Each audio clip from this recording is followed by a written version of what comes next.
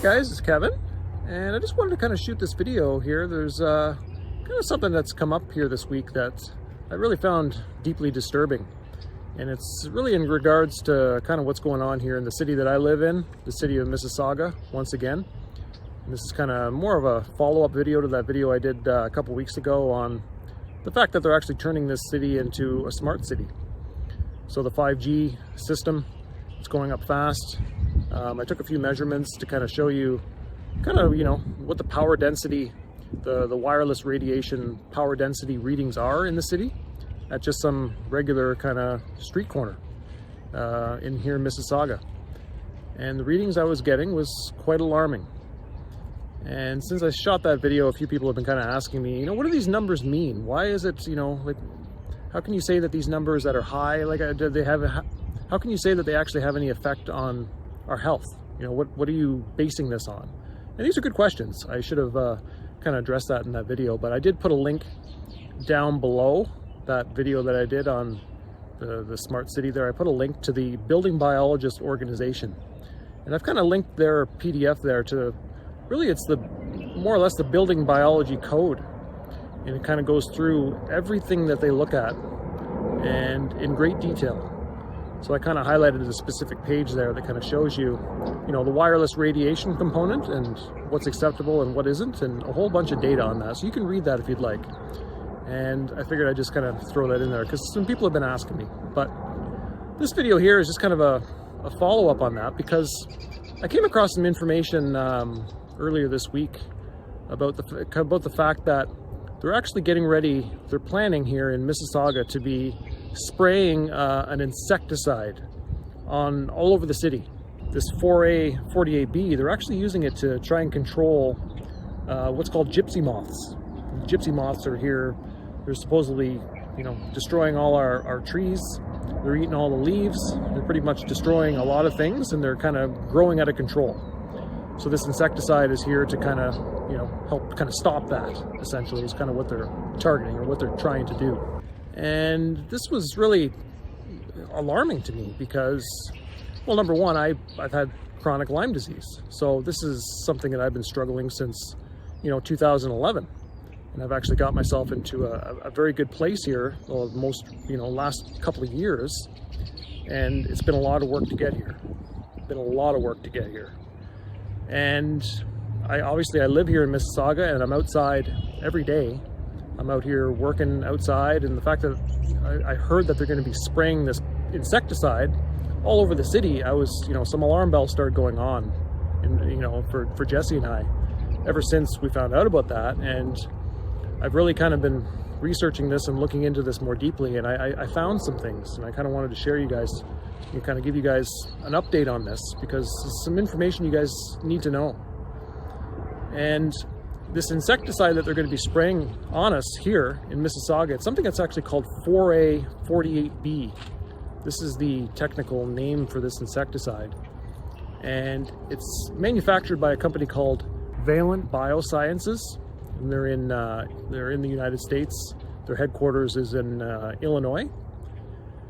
So I kind of did a little bit of research on this chemical, and I went to their website, and I kind of pulled up the MSDS sheet, the material safety data sheet for this insecticide. So I started reading it, and I found some things. I found some things that were very interesting, that were kind of open-ended, that really left more questions for me. And one of them was that actually what this is made of. And when you look at this MSDS sheet here, you can see that really the key components in this insecticide, you can see that there's 12.65% of it. It's actually the insecticide itself, that particular strain. And if you look at it also here, down below, there's a list of non-toxic ingredients, so they say, and that makes up about 87% of the rest of this insecticide. But there was really no information on any of that. So I wasn't, I wasn't too happy with that, and I decided to make some phone calls. I decided to make a phone call this morning, and I called the company directly.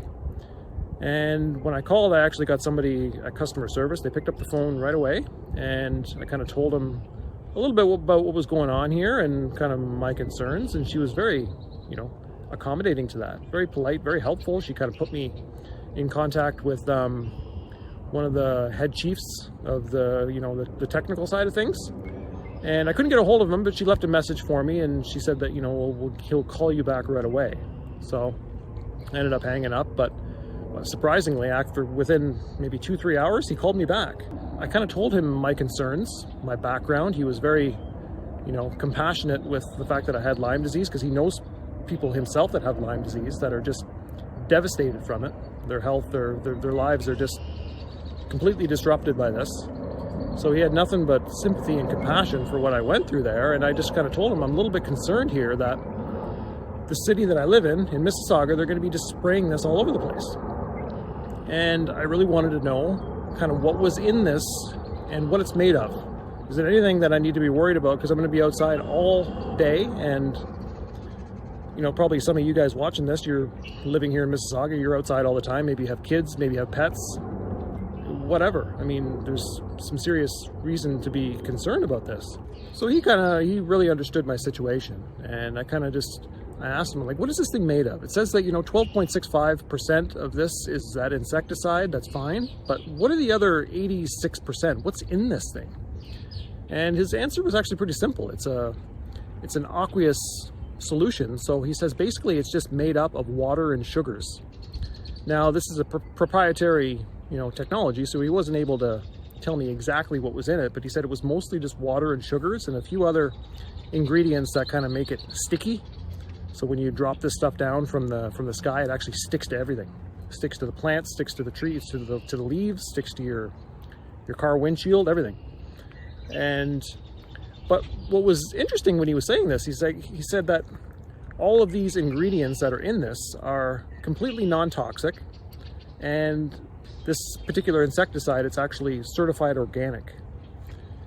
So that was interesting to hear that, and because my concerns was is there any VOCs in here? Is there any other type of compounds in here that can be really devastating to health? He's like, no, of course not. We wouldn't even get a certified organic label if there were. And that was interesting to know. He said this is one of the rare insecticides that they make and they use around the world that is actually certified organic, because most of them, when they're spraying for this type of stuff to kind of control this type of stuff here in the environment, most of it is not actually certified organic, and it's it has its own other concerns. So this was a little bit reassuring too. I mean, I'm not sold on the idea of certified organic by any means. I don't think, I think that label is kind of misleading in itself, but that gave me a little bit of reassurance to know that there's, not really any, toxic chemicals in this, at least, that we know of.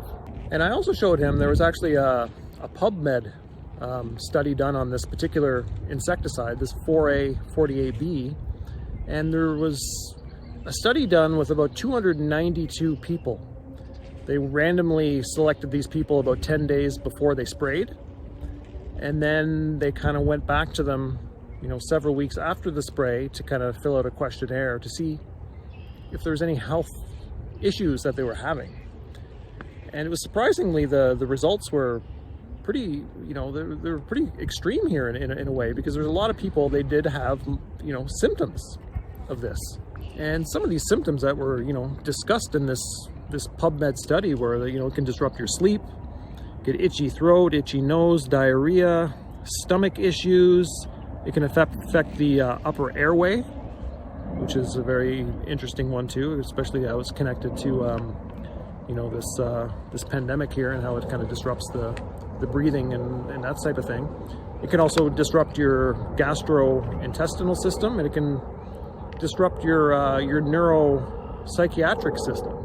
So there's some significant symptoms that they reported with this particular strain that they're going to be spraying here in the city of Mississauga. And I told him this, the technical sales rep that I talked to about who's the manufacturer of this insecticide. And he was a little bit concerned about that, but he was actually quick to respond, and he was saying that really there's been a lot of studies done on this, saying that this particular insecticide it is non-toxic. On its own, it's non-toxic. But, there was a big but here, he actually said that it can have an effect on people who are immunocompromised. And he actually, you know, we really use that specific word. And I found that very interesting, because here we are in the city of Mississauga, and they're already getting equipped with 5G. The wireless radiation signals are getting hammered. We're getting hammered here in Mississauga, and I've kind of shown you that.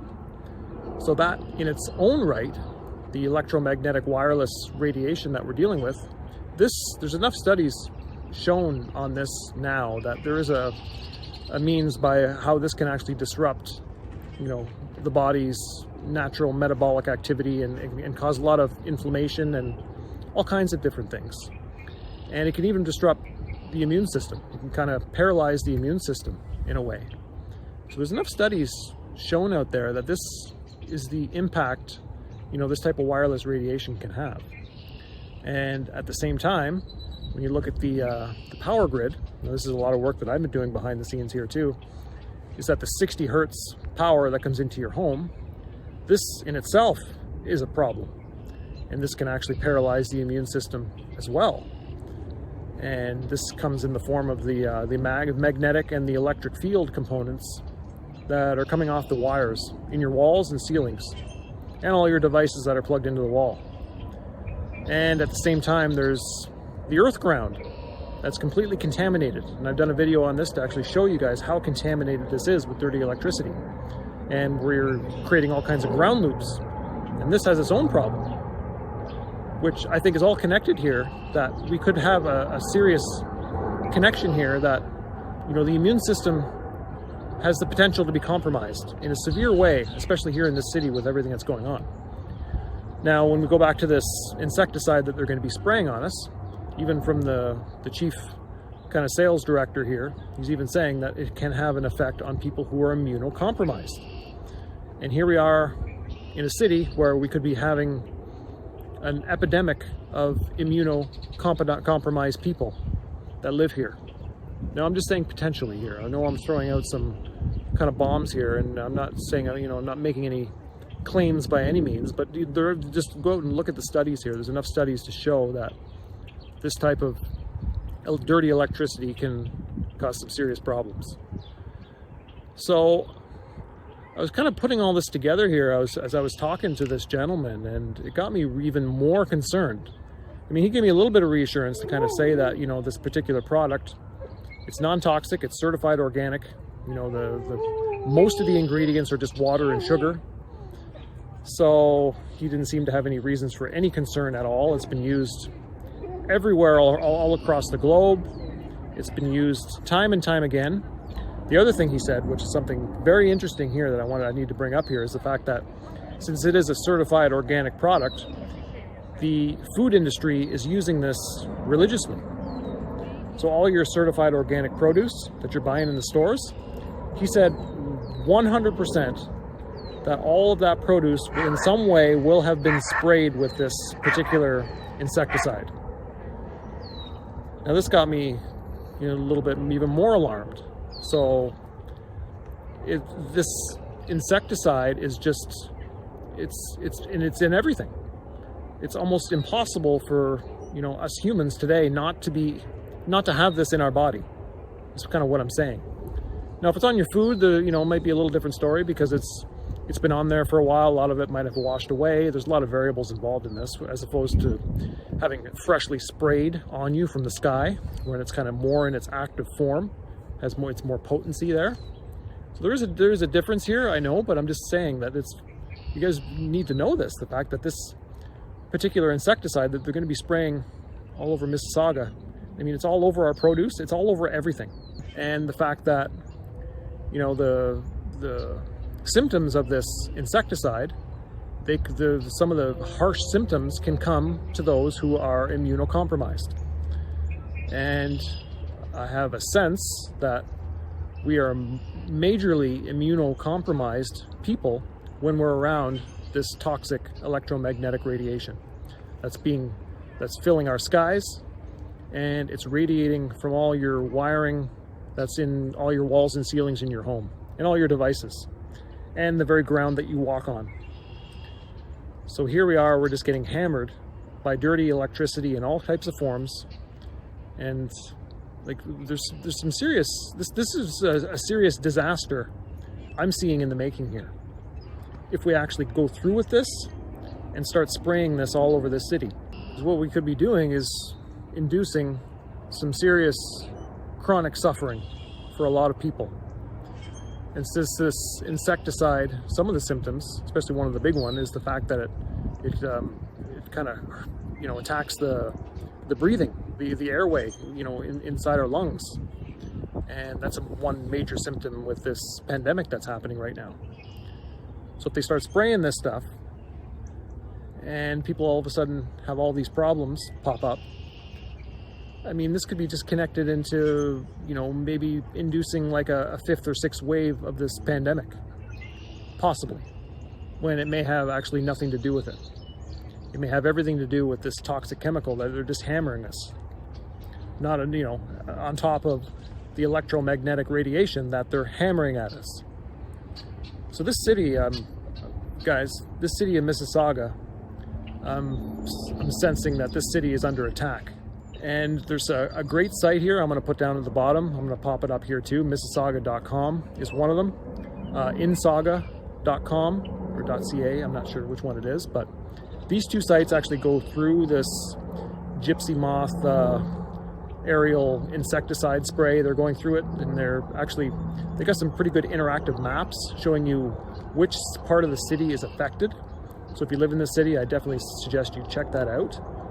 And at the same time, they're kind of doing a day-by-day schedule to kind of show you when they're planning to spray. They haven't sprayed yet. It's just planning stages. And there's also a video on there too that kind of shows just some more information about this particular aerial spray. So if you want to get some more information on what these guys are planning to do here. Now, if you are all concerned about any of this and you're resonating with anything that I'm saying here, I suggest you make a phone call or email these people here in Mississauga and tell them exactly that you don't want this. You don't want this in your city, and you're concerned about this. And I think more and more people get on board and start contacting these people and start flooding them with emails, we might have a chance to stop this. Because I think if this goes underway and this goes to plan, I have a bad feeling here, guys, that we may induce a whole lot of, you know, disease-like chronic symptoms here, and the city could be in some serious trouble. Now, I want to kind of finish this video off with some kind of discoveries that I just kind of recently made as well. This particular gypsy moth, there's actually another PubMed study that I found, and it has to do with the magnetic field activity on this particular gypsy moth and its metabolic kind of response when they're kind of influenced by these magnetic fields. Now, the magnetic fields in this particular study, they were done at the extremely low frequency range. Now, the extremely low frequency range is actually usually between 1 and 300 hertz. It's a very lower frequency range that they used here, but it actually fits perfectly right into the electric power grid and the power that comes into your home, because that cycles at 60 times a second if you're in North America, or if you're in Europe, this will be 50. And the studies that they did on these gypsy moths, they blasted them with magnetic fields in this extremely low frequency range. And what they found was that their metabolic activity, and specifically the neurosecretory neurons within the gypsy moths, and what these do is they synthesize insulin-like hormones. And what they found was when they blasted these gypsy moths with this low frequency type of magnetic field activity, they found a serious disturbance in these hormones.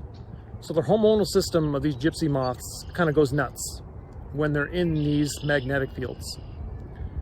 Now, this was kind of a shocker to me, because this whole city is just infested with dirty electricity. Now, the discovery that I'm seeing here is connected into this video that I just recently did on Earth plumbing current. This dirty electricity that's kind of flowing in the Earth. And in my theory, it's actually what it actually could be doing is disrupting the Earth's magnetic field. And it might be doing that by all of these ground loops that are forming within the Earth. And these ground loops are forming inside the Earth from essentially the way that we ground our electrical systems. Every home, every commercial building, all the utility, all the power that's running along these power lines, this whole system needs to be referenced to the Earth. And they do it for safety. If you want to watch that video, I kind of go through this in more detail, but when we start grounding our power systems at different positions in the Earth, when we start driving ground rods in the Earth at one position and then we start doing it in another position, there is a potential difference here that can form. Because that position, even though it's Earth ground, it's not exactly the same potential, truly, because there's a difference of resistance.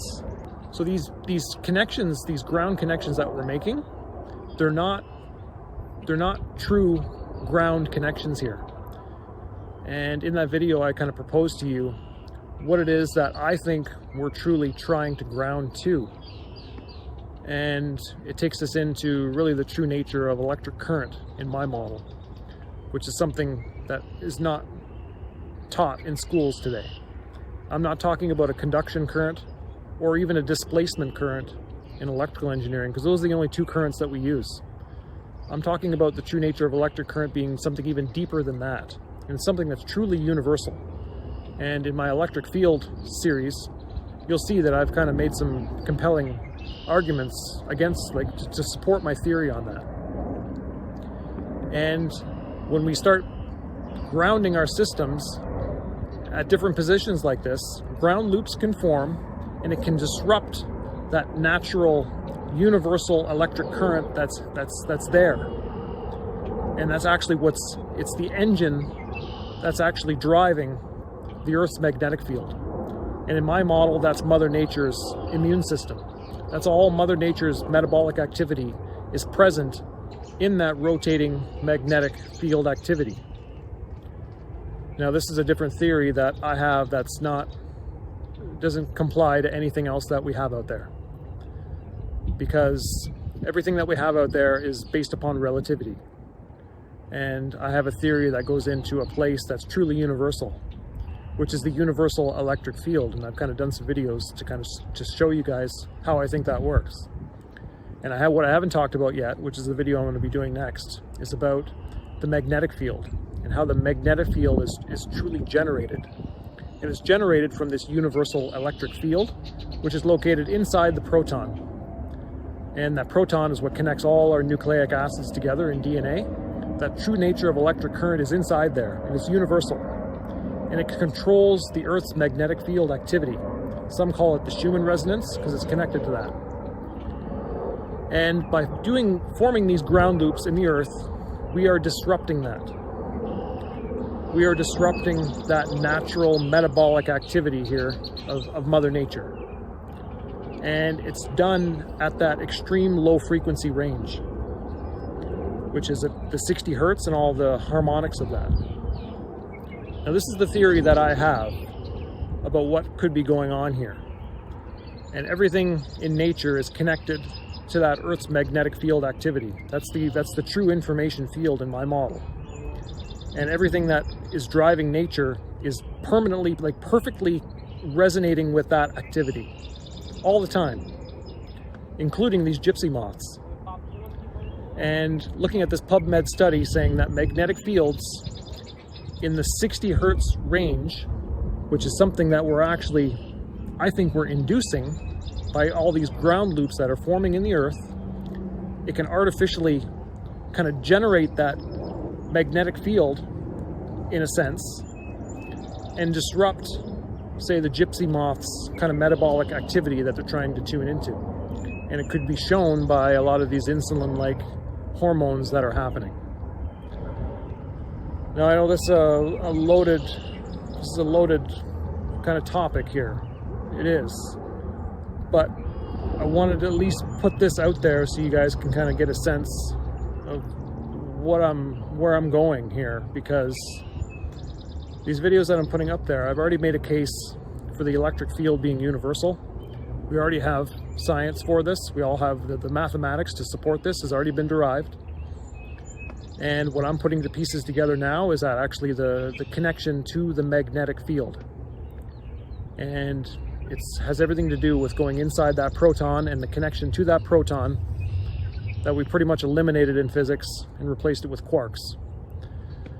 Now I'm going about and trying to, put up a challenge to this model, because I don't think it's accurate at all. I think it's a carbon copy of something that's truly happening in a universal dimension of space that's just already there. We're trying to artificially copy that. So I'm gonna leave it at that.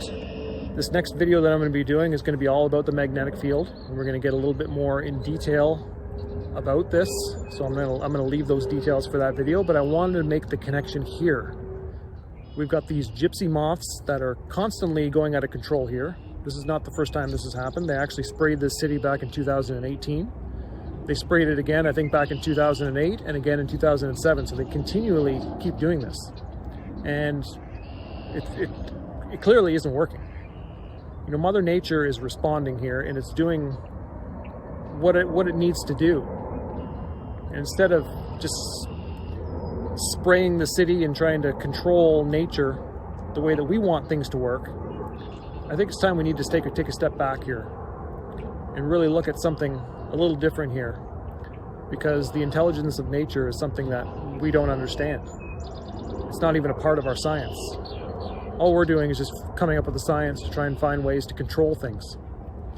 And I think we're making a big mess here. And I think it's now starting to show in, the Earth's magnetic field activity. This is where it's all going to present itself. And everything that's connected to that, including us, because we are all connected to this. Universally, we're all connected to this. And I think it's time to consider some new ideas. And some alarm bells need to be sent off here in this city before we really make a big mistake here. Especially now, because the environment is a little bit different than what it was, 4 years ago, the last time they sprayed. The levels of electromagnetic radiation in this city is just immensely higher than it's ever been. So it's not the same world. And I think this is going to play a big factor on how this is going to play out. And, potential, all these people, or many of the immunocompromised people here could be getting sick. And many people already are immunocompromised. And especially if you even have kids. If you've got kids and you got pets, maybe that aren't well. And again, that website down below will give you all the information. If you're interested, and reach out to them, show them that you're not happy with this. You don't want it. And I don't think any of these scientists that are making these choices to spray this stuff, I guarantee that they would have never considered any of this. This is not on their radar. So anyway, I'm going to stop there. All right, guys. Thanks for watching.